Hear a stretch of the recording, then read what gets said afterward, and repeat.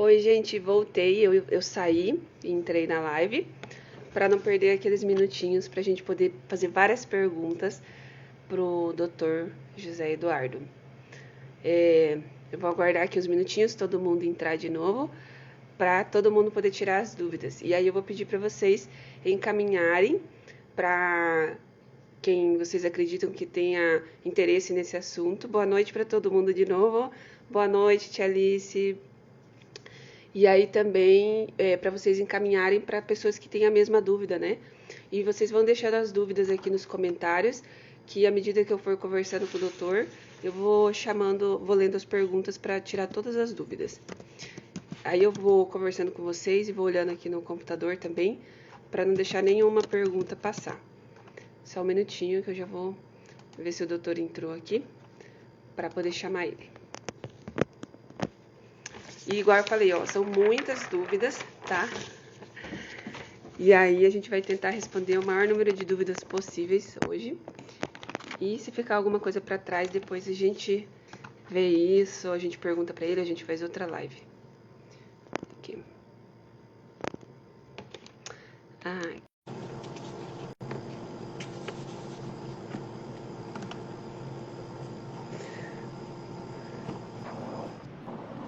Olá, Oi, que bom te ver, tudo tudo bom? bem? Tudo bom? Então tá bom, então. Desculpa o atraso. Estava numa reunião falando de transplante de pulmão com todos os médicos de todos os centros aqui de São Paulo, que a gente está discutindo um assunto super importante e aí não dava para eu Não, sair na hora que estava mais quente. não, com certeza a gente entende. Eu fico super feliz de poder falar com você de novo, né? E tinha bastante gente online aqui, eles já estão entrando tudo de novo aí. O pessoal tá super curioso. E eu vou deixar você se apresentar, doutor, para eles saberem quem é você, te conhecerem. A cabeça está no lugar certo da câmera? Tá, aham, tá joinha. Tá bom, tá bom. Bom, eu sou José Eduardo Afonso, eu sou pneumologista. Eu, desde que acabei minha residência em 2004, me dedico quase 100% em transplante de pulmão, né? Eu trabalho como pneumologista geral também, mas definitivamente minha área de estudo, minha área maior de dedicação é o transplante de pulmão. E eu tive minha formação na Faculdade de Medicina da USP, fiz residência de Clínica Geral e Pneumologia no HC, e trabalhei lá no INCOR a vida toda, né? E trabalhei em paralelo no Instituto do Coração, no grupo de transplante de lá, e também no Einstein, quando foi criado alguns anos depois. Em 2018 eu precisei sair do INCOR porque eu não dava conta de tudo, e acabei ficando só no Einstein. Hoje em dia, além do transplante de pulmão, eu sou coordenador geral do programa de transplante. Então, eu não cuido dos pacientes do fígado, do rim, coração, mas eu cuido da parte administrativa, que dá muito trabalho, né? E esse foi o principal motivo que eu tive que sair do INCOR com muita dor no coração. Eu já vi um monte de pacientes do INCOR aqui entrando, na minha época. Tem muita gente que fica sentida, já ouvi falar de várias pessoas que gostariam que você estivesse lá ainda. Aqui tem um monte de fãs aí assistindo a live. Eu vou começar com algumas perguntas, em Além do especial a atraso, eu pergunta que peço mais desculpa que foi eu tô. feita. Aqui, ó, duas folhas de perguntas, então vou ter que selecionar algumas aqui. A pergunta mais importante e a mais procurada, né? Em que momento que o paciente ele deve ser encaminhado para avaliação de transplante? Certo. Então, transplante de pulmão, ele é o menos frequente dos transplantes de órgãos sólidos, né? Quando a gente compara rim, fígado, coração. Agora tem Doutor, a intestino imagem que é ficou menos só um frequente. pouquinho embaçada, não sei se é da sua internet, ela embaçou, não estou conseguindo visualizar e ouvir bem. Não é? Pra mim tá tudo bem aqui. Deixa eu só ver se. Tá. O Alguém dá pessoal um tá sinal vendo de bem vida se aí a tá ruim gente? só Como é pra que ela ou tá? pra ruim pra todo mundo. Tá bem baixinho o seu som, não sei por quê. O meu? Aham. Bom, Eu tô com um foninho aqui que talvez não seja tão bom. Tá melhor agora? Tá, parece que tá um pouco melhor agora. Aham. Melhorou, melhorou. Ou, Aham. é, tá bom. Então, o, o pulmão, diferente dos outros órgãos, as doenças que podem ficar graves e irreversíveis, levando um risco de morte para o paciente, elas são muito diferentes entre si. Então, é muito difícil você comparar enfisema pulmonar de fibrose cística, hipertensão pulmonar, fibrose pulmonar idiopática, essas 4 que são as mais frequentes, né? E algumas variações dessas, variações de fibrose, variações de hipertensão pulmonar. Aí, às vezes, a gente coloca bronquiectasias e fibrose cística dentro de um grupo, né? Apesar de serem coisas diferentes, mas elas se comportam semelhantemente. O princípio básico de você pensar em transplante de pulmão é quando você entende que o paciente, mesmo com o melhor tratamento possível clínico, que inclui remédio, reabilitação pulmonar, fisioterapia e suporte ventilatório, oxigênio, BiPAP, o que for necessário, esse paciente continua piorando e ele atingiu um nível de gravidade que ele tem um risco de morrer em 2 anos muito significativo. Tá ruim a imagem e o som, não? Não, a imagem tá ótima, só o som que parece que tá um pouquinho baixinho. Mas talvez Eu vou seja tirar o fone e vamos... Melhor. Peraí. Melhor assim, fone. Ah, Tá travando a imagem. Gente, tá bom aí pra vocês o áudio? Como é que tá? vamos ver se melhora assim, porque o microfone tava tapado, acho que pelo Ó, o fone. pessoal falou que tá ótimo, doutor. Pode continuar, tá normal pra eles. Tá bom. Ok. Então, é muito difícil você comparar as doenças, mas o princípio básico é quando você considera que o risco do transplante, que é uma cirurgia muito grande, e é um tratamento que começa com o transplante, esse risco é menor do que o risco do paciente continuar com a doença que tem. E para cada doença, fibrose cística, bronquiectasia, fibrose pulmonar idiopática, enfisema pulmonar, os critérios de gravidade são diferentes. Então, o princípio básico é que o paciente, você tem que garantir que o paciente está recebendo toda a medicação possível, todo o tratamento possível, e que mesmo assim ele está piorando e ele chegou num ponto que ele tem um risco de vida significativo. E eu sou bem claro quando eu falo essas coisas, até quem já foi meu paciente no ambulatório na primeira consulta, eu falo bem claramente. Você tem que levar em consideração se a sua chance de estar vivo daqui a 2 anos é maior com o transplante ou maior com o seu problema. Por mais que o problema, a doença pulmonar avançada seja muito debilitante, o paciente tem falta de ar aos pequenos esforços, às vezes muita secreção, muitas coisas que prejudicam muito as atividades sociais do paciente, às vezes não consegue trabalhar. O princípio básico é você ganhar sobrevida. A qualidade de vida ela vem como consequência, tá?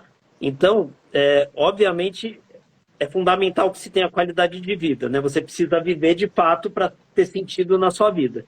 Deixa eu pegar mas o principal é que você tem que ganhar tempo de vida, e a ideia é que você viva muito e viva bem e volte a ter uma convivência social, tenha uma vida produtiva para a sociedade, trabalhe, viaje, namore, faça tudo que você faria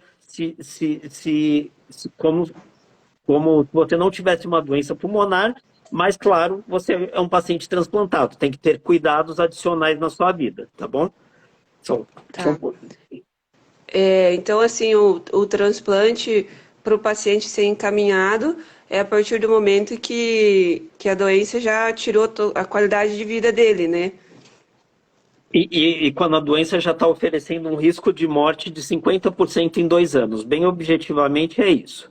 Então, por exemplo, fibrose cística tem vários critérios que você utiliza para avaliar a gravidade e o prognóstico do paciente, né? O risco dele no futuro próximo. Então, existe um valor que é indiscutível, que é um VF1 na espirometria, que é menor que 30% do previsto. Para fibrose cística, tá? Enfisema é outro VF1 que a gente utiliza. Naquela vez que eu consultei com você, eu tinha 27%. E foi, nossa, aquela consulta foi assim esclarecedora. E aí a gente foi atrás das coisas, né? Porque se eu ficasse esperando, talvez hoje eu nem tava aqui, né? Eu tava só piorando. Aquela vez eu tinha 27%. E isso é importante ter em mente, né? Que é o momento de encaminhar o paciente para avaliar. Todo mundo que é transplantado aqui ou está em lista de espera, você também sabe disso. O processo de avaliação para transplante não é uma consulta e acabou.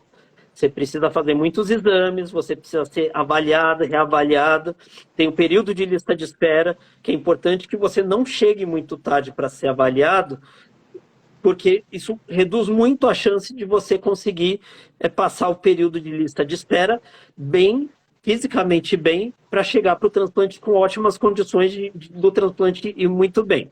Então, hoje em dia, com tudo que se evoluiu na medicina e, sobretudo, no transplante de pulmão, quando eu comecei a trabalhar com transplante de pulmão em 2005, a gente não tinha ideia de algumas coisas que a gente sabe hoje, né? Então, tinha paciente que transplantava, não tinha rejeição, não tinha infecção, o pulmão começava a piorar, e a gente não conseguia entender o porquê. Isso em 2005. Hoje em dia a gente tem muito mais conhecimento, né? Então, se você for ver o que mais evoluiu em transplante de pulmão, nesses 30 anos que existe transplante de pulmão do jeito que é feito hoje, foi, primeiro, saber selecionar bem os pacientes. E isso é o mais difícil de todos. Porque se o paciente está muito ruim, obviamente ele quer viver mais. E é muito difícil você explicar para um paciente que, apesar dele ter uma doença muito grave e potencialmente fatal num espaço curto de tempo, a gente não indica o transplante de pulmão em uma situação de desespero. A gente precisa ter muita responsabilidade para fazer isso, porque se você indica o transplante e ele dá errado, você não só abreviou a vida do paciente, por mais curta que ela pudesse ser, mas a gente não tem pulmão para todo mundo. Você tira a oportunidade de alguém com boas condições de ser transplantado. Então, infelizmente, a gente tem 25% de mortalidade em lista de espera no estado de São Paulo, né? É muito grande. Então, não dá para se aventurar a fazer transplante quando não for muito bem claro que o paciente é um ótimo candidato, tá? Então, isso é uma coisa que fez muita diferença nesses últimos 20 anos em relação à indicação de transplante.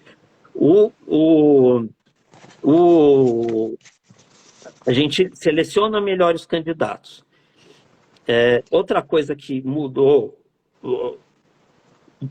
relativamente bem algumas técnicas do procedimento cirúrgico para você tentar agredir menos possível o organismo, não só a cirurgia, mas a anestesia também. A anestesia é uma parte fundamental do transplante, porque uma anestesia bem feita, assim, normalmente é bem feita porque a anestesista muito fera que é anestesia transplante, né? Não é anestesia para residente.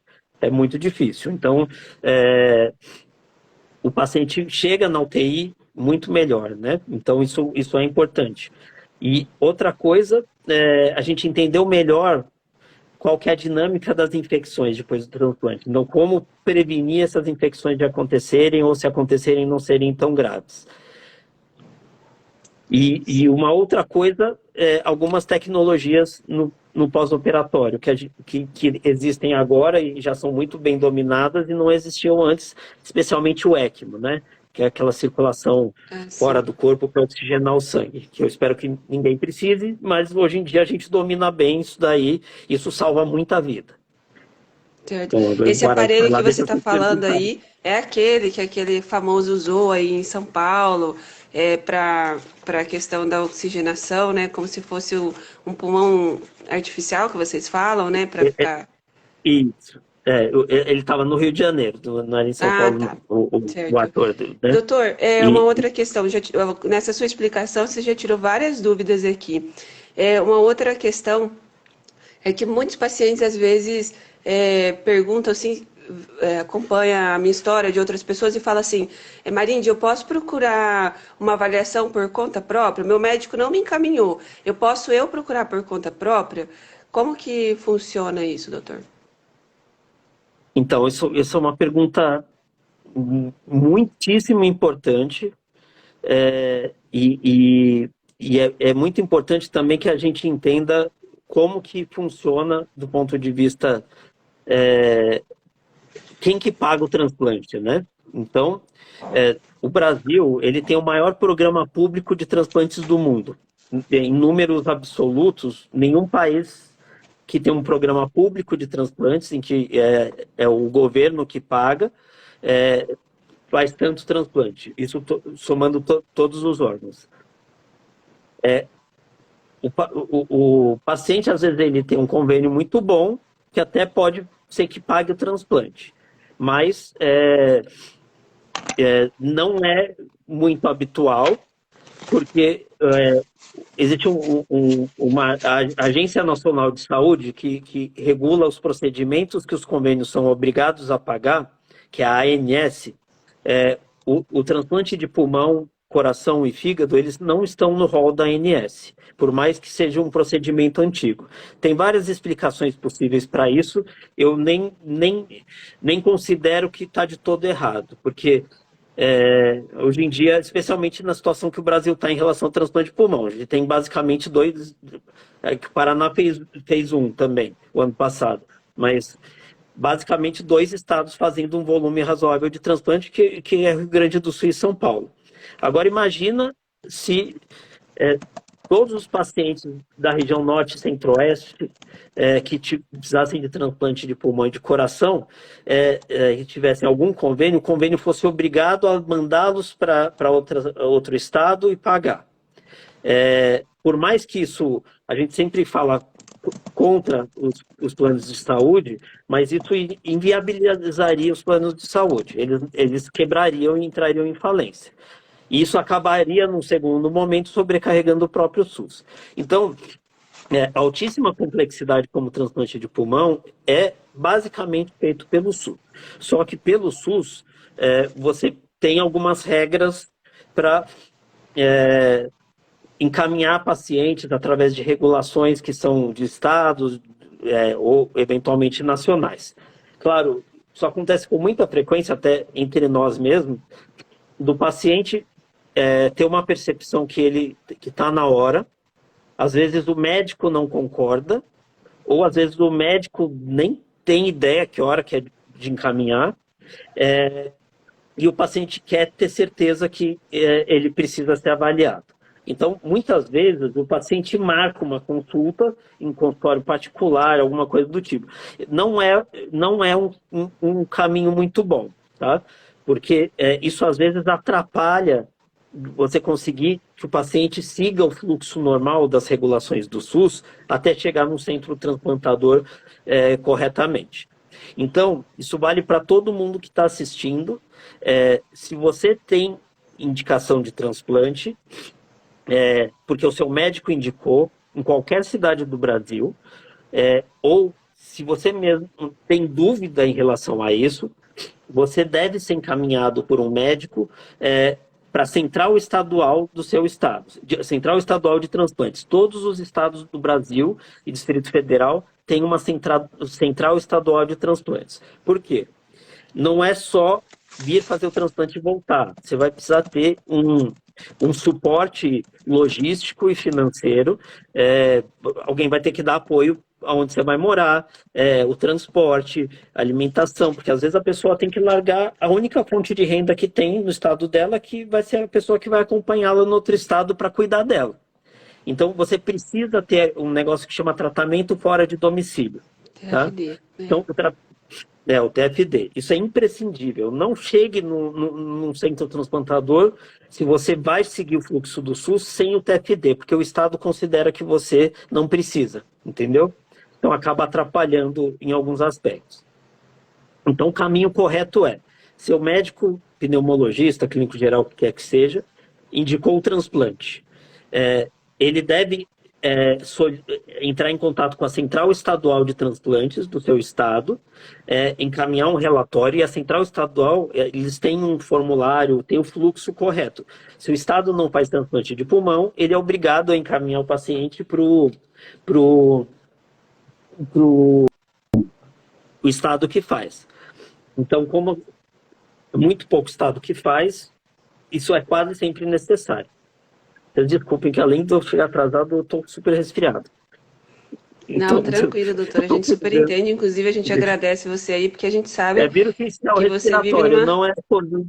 não é Covid nem influenza. Você vive numa correria aí, né? E a gente agradece muito, porque isso aí que você está fazendo por nós é muito clareador, né? Tira muitas dúvidas. E o que eu recebi assim de mensagem, só nessas coisas que você está falando, está tirando várias dúvidas de várias perguntas aqui que eu nem vou precisar fazer a pergunta, né? Doutor, no caso, então, resumindo isso daí... Na verdade, eu até só não respondi, eu acho que talvez o principal, né? Porque então, eu posso me encaminhar para um centro de transplante. Você pode. Acontece que para um centro do SUS, você precisa de um encaminhamento médico. Oi, Jéssica. Chorona. Aqui tem um monte de gente que é seu paciente aí e tá super feliz de te ver. A Deise tá lá no hospital, ficou muito feliz de saber que ia ter a live com você. A Deise é sua fã. É chorona número 2. Chorona número 2. Doutor, então no caso, o melhor caminho é que o paciente ele seja encaminhado pelo SUS para que ele possa usufruir de todos esses direitos, né? Que é o suporte financeiro, porque é altíssimo custo, né? A gente não dá conta de pagar, o tratamento é muito caro. E fora que a gente nunca sabe quanto tempo vai ficar lá, né? Se vai ficar uma semana, 15 dias, 20 dias, não tem como saber. Então por isso que é importante fazer todo o processo pelo SUS, né? Sim, isso com certeza. Assim, é um procedimento que ele é muito bem feito pelo SUS. Então, os centros transplantadores, eles não sobrevivem se eles não têm uma estrutura muito bem feita. Então,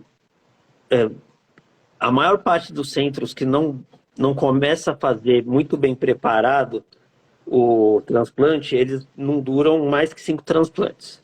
Então, isso a gente já teve dezenas de experiências no Brasil, né? Muito diferente do centro que se prepara adequadamente. Então, só para vocês terem uma ideia, para o Ministério da Saúde autorizar um centro para começar a fazer transplante de qualquer órgão, existem critérios mínimos de estrutura hospitalar que o hospital precisa ter, e a equipe ela precisa ter um grau de capacitação mínimo para que esse centro possa ser credenciado. Isso tem uma portaria do Ministério da Saúde, que é a portaria 2600. Se você digitar no Google, tem um monte de coisa interessante do transplante. Até minha tia chegou agora. Aqui o que tem é tia, tem um monte de tia minha te assistindo aí também. A portaria 2600, ela fala de tudo de transplante, de critério de morte encefálica, de doação intervivos, de como precisa um centro ter de estrutura, e várias atualizações foram feitas, e você tem os links, né? É um documento super extenso, obviamente isso é um documento técnico, isso serve para a instituição de saúde se preparar, mas existe um grande rigor. Só que os centros de transplante de pulmão não continuam. Esse é o grande drama, né? E essa é a minha briga atual, inclusive em relação às sociedades brasileiras de... Briga não, né? Eu acho que assim, é uma coisa que eu gostaria de dar mais apoio até do que eu dou. Aliás, eu estou com um capítulo de livro atrasado da Sociedade Brasileira de Pneumo, acabei de lembrar. Mas assim, a comunidade de pneumologistas, de cirurgião torácico, tem que entender que no Brasil, com essa capacidade toda de gerenciamento das listas de espera que o Sistema Nacional de Transplantes tem, que é muito eficiente, a gente tem de todos os órgãos, o que tem pior desempenho é pulmão.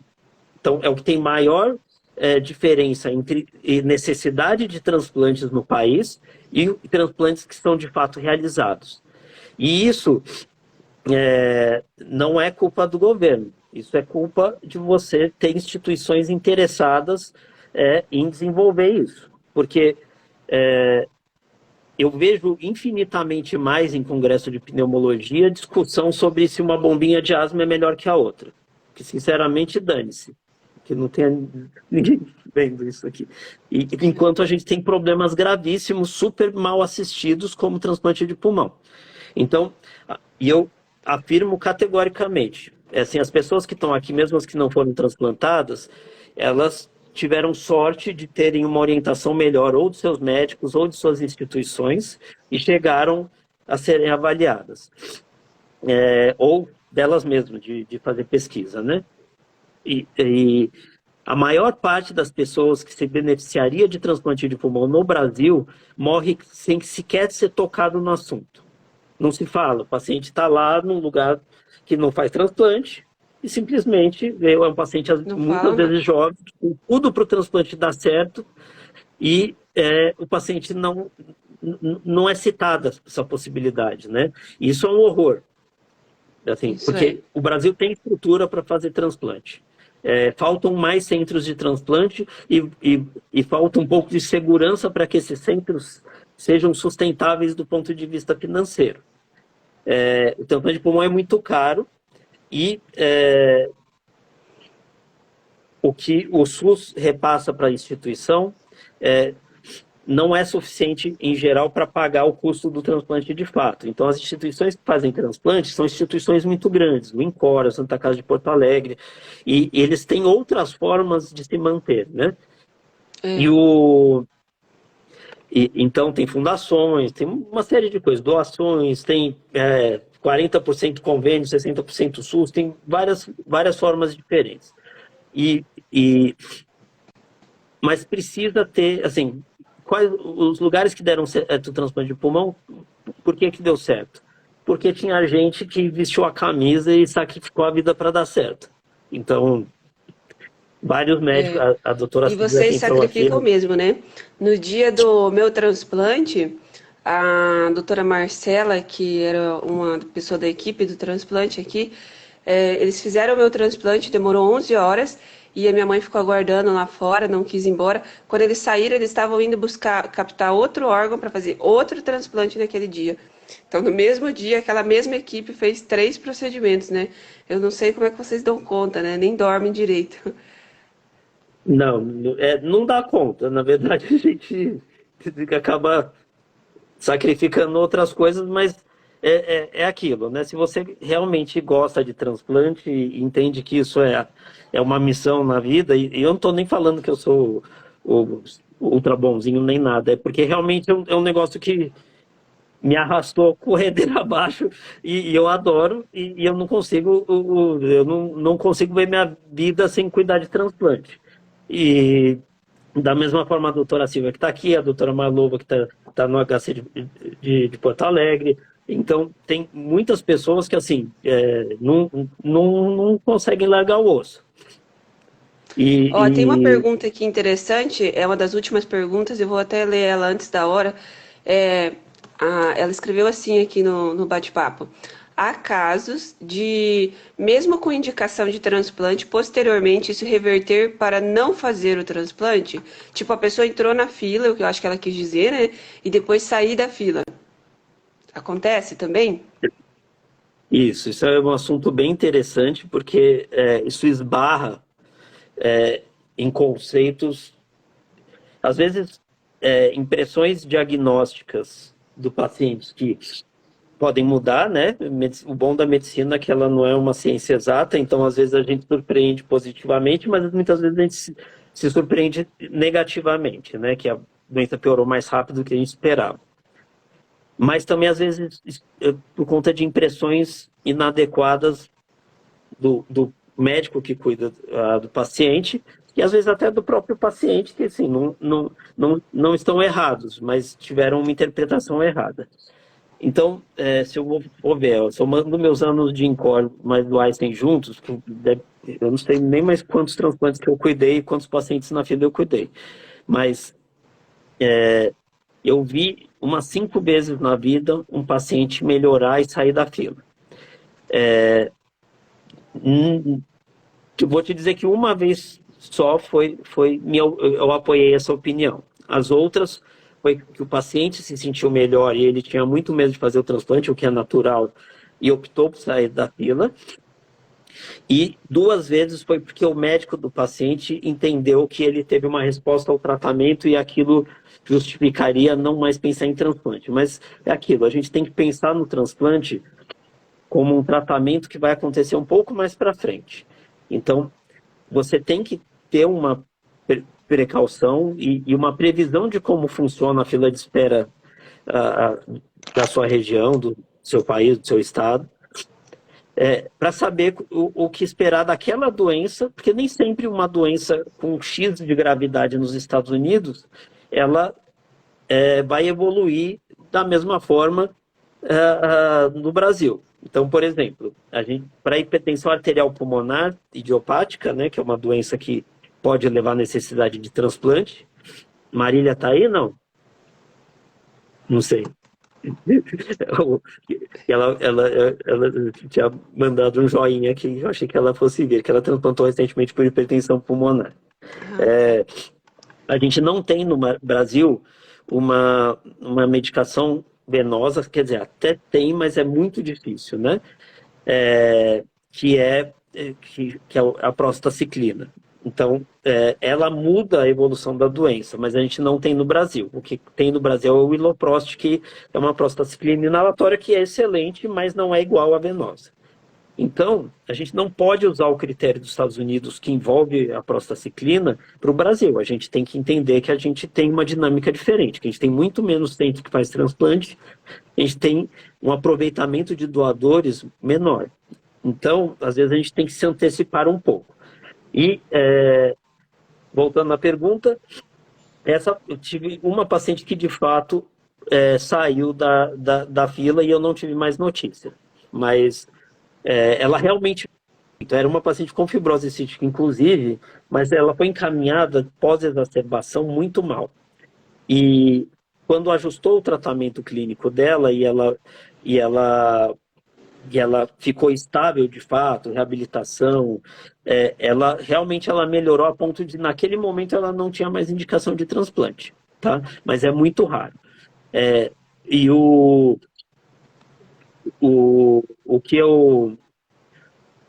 eu digo, para alguns tipos de doença, nem pense nisso. São pouquíssimas as doenças que, chegando num ponto, tem qualquer possibilidade de reversão. E isso,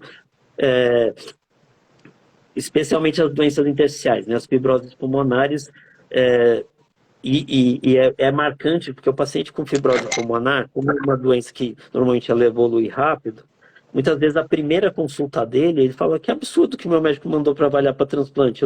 Eu ando bem, faço exercício, viajo de avião, tem um cansaçozinho, mas assim, não nada demais. Quando é fibrose pulmonar idiopática mesmo, não é uma fibrose relacionada à doença autoimune, essas coisas, é uma doença que evolui muito rápido. Surgiram algumas Agora que medicações você novas. falou disso daí, doutor, só para compartilhar, assim, também tem a questão do paciente, por exemplo, assim, eu que tenho fibrose cística, eu sempre trabalhei desde os 14 anos e a doença foi evoluindo. E a gente vai se adaptando com aquilo e vai se acostumando. Então, às vezes o exame, como foi o meu caso, né, deu que eu tinha 30% de capacidade no primeiro exame que eu fiz. Eu falei, não, mas isso aqui tá errado, porque eu me sinto bem. Então, eu não queria ser encaminhada, não queria pensar no transplante naquele momento, porque eu achava que eu estava bem e que com atividade física eu ia reverter aquilo. Então, eu voltei para casa, fiz bastante atividade física, melhorei 8% e depois caiu tudo de uma vez para 27%. Hoje, eu transplantada com esse pulmão novo aqui, eu vejo que hoje eu sou uma pessoa feliz e hoje eu sei o que é respirar. Eu lembro de como eu respirava antes, de como eu vivia, e eu não sabia que eu estava respirando mal, porque eu não tinha outro corpo, aquele era o meu corpo, eu só conhecia aquela respiração. E aquilo foi progredindo tanto que eu não vi que eu estava piorando. Então, às vezes acontece também, eu vejo muitos amigos falarem isso, que estão entrando na fila porque o médico encaminhou, mas que eles não acham necessário porque eles se sentem bem. A gente se sente bem porque a gente se acostuma com aquilo. E a gente não Sim. sabe como é respirar de um jeito saudável. Depois que troca o pulmão, você descobre. Eu estava conversando com a minha família esses dias e eu falei: olha, eu não sei como que eu vivia antes, porque é muita diferença a respiração. Eu posso falar de uma pergunta que eu fizeram enquanto você estava falando? Que eu acho importante. Pode não. O, Pode, fica à alguém vontade, perguntou, doutor. eu Tem um não monte lembro, de dúvidas aqui. eu não lembro o nome, me desculpa, mas perguntou porque tem alguns transplantes que dão certo e outros não, tá? Isso é importante ter um pouco essa ideia, até porque para qualquer tratamento na medicina, existem algumas coisas que são imprevisíveis, né? Então a gente faz tudo o que for o possível para minimizar o risco de não dar certo. Até porque, assim, isso é um horror para o médico indicar um tratamento e o paciente é, é, não melhorar e eventualmente morrer, né? E isso é um horror. Assim, porque a gente sofre pelo paciente, a gente sofre de arrependimento, poxa, não devia ter indicado. Tem várias coisas que passam pelas nossas cabeças e realmente é muito ruim. Mas o paciente pode ser o mais perfeito do mundo para qualquer tipo de tratamento. Todos os estudos com milhares de pacientes mostram que é uma ótima opção. Pode bem acontecer coisas fora do previsto. No transplante de pulmão especificamente, a cirurgia é muito grande, mas se você. Isso é uma coisa que todo mundo pergunta aos pacientes e o paciente não morre na cirurgia, não, tá bom? Então, não precisa dar adeus para a família na hora que for para o centro cirúrgico. Não morre no centro cirúrgico. Claro, o risco não é zero, mas é ínfimo. O problema são os próximos dias depois do transplante. Por quê? O paciente é uma cirurgia muito grande, o pulmão que saiu do doador, tirou o sangue, pôs um líquido para deixar o pulmão saudável enquanto ele é transferido, sai do gelo, é conectado no tórax do paciente que vai receber, e aí vai receber um sangue que não era dele. Isso gera uma série de alterações nas células e inflamação. Então, você pode ter rejeição, que é uma inflamação específica da imunidade atacando o órgão do paciente. Você tem muitas vezes infecção, porque o paciente tem que ficar com a imunidade muito baixa para ele não ter rejeição. E você pode ter também algumas alterações que são inflamatórias que não são necessariamente nem rejeição nem infecção, que são relacionadas ao estresse do organismo receber contato com as células do receptor, com o sistema imunológico. Então, pode ter líquido que vai para os alvéolos, né?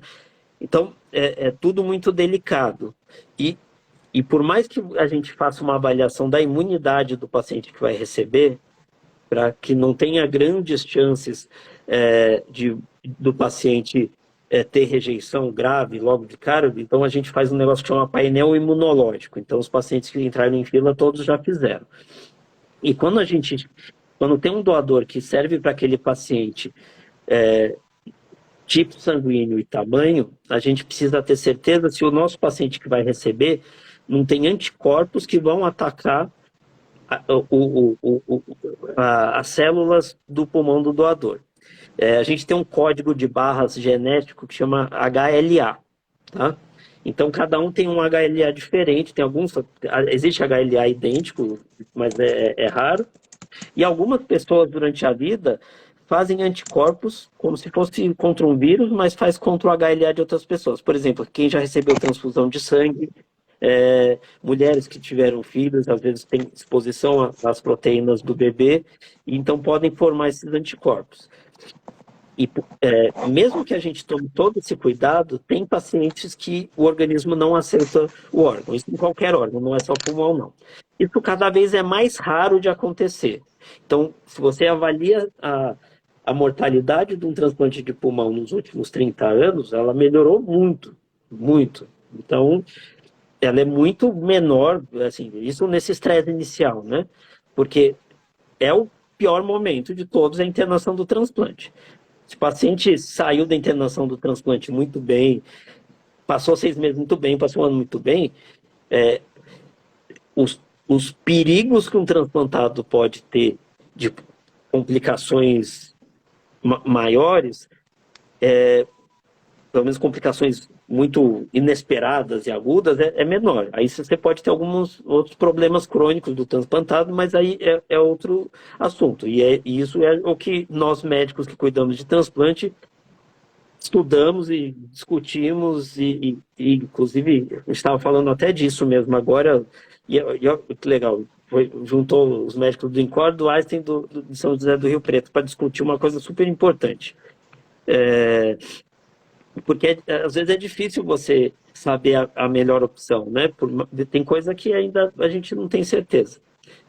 Mas é isso, assim, eu tenho um paciente transplantado de pulmão com fibrose cística com 23 anos de transplante. Nossa, que notícia maravilhosa. Se você considerar isso, ele é médico, trabalha, meio médico, é psiquiatra. Mas ele tem uma vida normal, de vida social, trabalha, tudo. Não usa oxigênio. Então, assim, quando ele transplantou 23 anos atrás, era muito pouco provável se esperar que um paciente passaria de 10 anos com transplante de pulmão.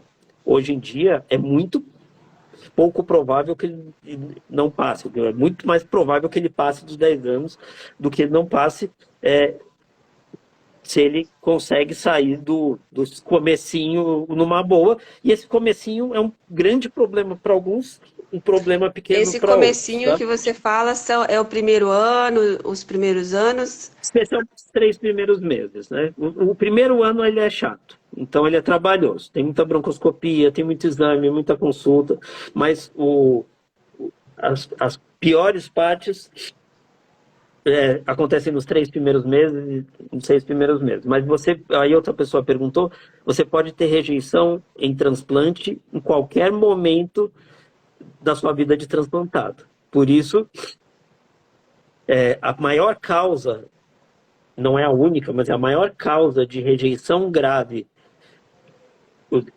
que eu cuido mas o primeiro transplante que foi feito do jeito que a gente faz hoje em dia foi em 1990. Nem tem muito como ter mais que isso. Uhum. Então, esqueci o que eu estava falando. Sobre o tempo do transplante, né? Você pode ter rejeição em qualquer momento. Sempre as células do pulmão vão ser do doador, tá? Então, você não pode vacilar com o imunossupressor. Escutaram? Tem gente aí que perguntou, até uma das perguntas é sobre isso, né? Quando que vai ser livrado dos imunossupressor, né? Nunca, né? Depois Nunca. E assim, por mais que rejeição seja fácil de tratar no primeiro ano, quando ela acontece mais para frente, normalmente ela traz problemas irreversíveis, tá?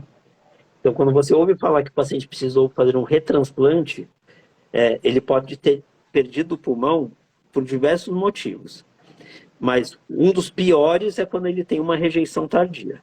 Então, assim, não vacilem com o imunossupressor de jeito nenhum, porque, assim, é o imunossupressor que garante que vocês vão ter uma vida longa, saudável e tranquila. Luiz, eu não confio muito não, esse vigarista que mandou mensagem aí. O Luiz tá dizendo aí que já tem consulta daqui a um pouco com você. A foto dele. O Luiz é um guerreiro, super exemplo. Nossa, ele contou a história dele também. É um exemplo impressionante, né? O caso dele foi um espetáculo. Milagre, né? Nossa, um espetáculo da ciência. É incrível como assim, eu não, obviamente não vou entrar em detalhes, né? Mas a tecnologia que salvou ele isso, então ele estava em lista de espera. Eu não vou falar com detalhes, tá, Luiz? Ele estava em lista, estava priorizado, porque estava muito ruim, mas ele precisou de uma tecnologia na iminência de ser transplantado, que isso a gente 10 anos atrás não tinha. Então, o Donizete é velho também, do transplante. Ele transplantou em 2000, né, Donizete? 22, 23 não, tá 22 bem? anos de transplante, né? Então, é importante isso, né?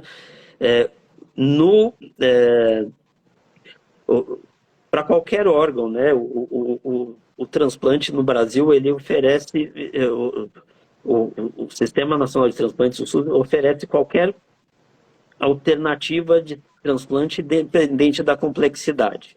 Então, isso é muito importante, que apesar de a gente ter um problema crônico de falar mal do país, mas uma coisa que todos devem se orgulhar é o transplante pelo SUS. Então, transplante no Brasil. Eu sempre falo isso, né? Eu converso com pessoas de outros países, e principalmente países como Cuba, assim, esses que, né, vivem essa situação mais difícil. Lá eles não ganham nem as medicações mais básicas das básicas que a gente tem, eles não recebem. Imagina o transplante, né? E é isso, assim, sempre tem uma alternativa. Claro que nem sempre é simples, né? Às vezes você precisa de um tratamento que não tem na sua cidade, não tem no seu estado. Mas existe sempre uma forma de você ser assistido, né? Então, o básico do SUS é a universalidade. Então, todos os pacientes têm direito aos mesmos tratamentos. Então, não é porque você mora no interior do Amapá e que não faz transplante de pulmão lá, que você não tem direito de ser transplantado. Então, tem ótimas instituições em vários estados, e o seu estado tem obrigação de fornecer condições para que você chegue. Então, é aquilo que eu falei antes, né? Se você acha que você precisa de transplante de pulmão, porque, puxa, eu estou com VF1 de 15% e tenho enfisema, isso é um critério que pode ser utilizado para indicar o transplante. Mas meu médico fala que transplante de pulmão não dá certo. Isso eu já ouvi bilhões de vezes na vida, né? E o paciente, às vezes, paciente de 45 anos, tem enfisema por uma doença que é uma deficiência de alfa-1-antitripsina, que acontece em jovem, tem indicação clara de transplante, caso fácil de transplantar, e o pneumologista dele, independente se é em capital ou em qualquer lugar, fala: imagina, transplante de pulmão é coisa de louco, isso não dá certo de jeito nenhum. Puxa, o primeiro transplante de pulmão com sucesso no Brasil foi em 1993, pela equipe do Dr. Camargo na Santa Casa de Porto Alegre. Em São Paulo, em 95. Então, assim, é muita experiência que esses centros têm. Não é aventura nem brincadeira, até porque é aquilo que eu falei. Nenhum serviço de transplante sobrevive anos transplantando se não tiver gente muito séria por trás. Então, é isso. Confiem. E, assim, outra coisa importante, né? Eu sei que não tem a ver com pulmão, doação de órgãos no Brasil, diagnóstico de morte encefálica no Brasil, isso é extremamente sério também. Não existe tráfico de órgãos. Isso é uma besteira que, quando eu escuto, eu quero pular da janela. Aí a Dayana, que chegou bem agora para me dar apoio, ela é uma enfermeira especialista em doação de órgãos que trabalha comigo. Aliás, o Guilherme também, eu vi que ele entrou, inclusive ele que pegou o pulmão do Yuri. que tá aqui. Ele que cuidou do doador do Yuri. Isso que é legal, né? Porque assim, você vê, essas coisas começam a se misturar, que o Guilherme trabalha em Goiânia e cuidou de um doador do meu paciente de São Paulo. Então, e o paciente está aqui. É o seu, né, Yuri? Não tinha essa história? Então, vocês formam uma equipe, assim, maravilhosa, né? Essas pessoas... A gente que vive... Você, Yuri. Não foi o seu pulmão que veio de Goiânia? 6 anos atrás? Não sei, estou com isso na cabeça, mas tudo bem. Mas é isso. Então... Bom, vamos para a próxima. É ele mesmo. Doutor, deixa eu te falar. Eu não sei como é que tá o seu cansaço, Deve estar péssimo, né? Agora são 9 horas, a gente tem 1 hora de live. 9 da noite tá bem longe de eu estar cansado, pode ficar tranquila. Não, porque a live normalmente manhã. quando dá 1 hora, ela cai, né? Aí eu Ela pensei de eu cai, né? Mas fechar tudo aqui e bem. entrar de novo pra gente tirar outras dúvidas aí, pode ser? Claro. Só se você tiver Eu, disponível, eu senão tô, a gente marca para outro dia. não, eu tô 100% sossegado. Eu Tá vi, bom, então. alguém perguntou que Então, o pessoal, eu vou Rafael Carraro, fechar ele é aqui, vou abrir de pneumologista novo. de Vocês transplante. podem entrar de novo, porque tem várias perguntas interessantes aqui que o doutor vai poder responder pra gente. Tá? Eu vou fechar e já volto, doutor. Tá bom.